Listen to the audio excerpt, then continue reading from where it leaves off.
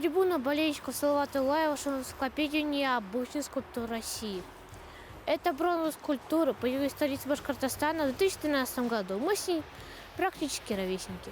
Популярный сервис поездок и путешествий составил энциклопедию самых необычных скульптур России.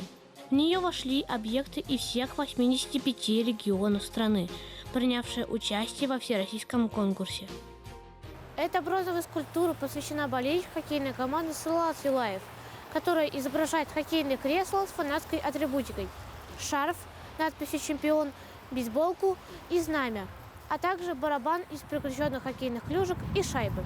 Победителем конкурса стал памятник тувинской письменности в музее-заповеднике Белжир-Кежии в республике Тыва. Но все 100 участников получили свое место в энциклопедии на интерактивной карте самых необычных памятников России.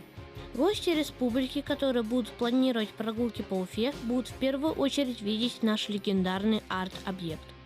Всероссийский конкурс самых необычных скульптур России устроил сервис поездок и путешествий. За 2,5 месяца отдали свои голоса за претендентов более 320 тысяч человек. И эта уфимская достопримечательность тоже привлекла внимание многих. Теперь они узнают и за пределами Башкортостана. Михаил Рева, Ильнар Бикбов, специально для Горы новостей.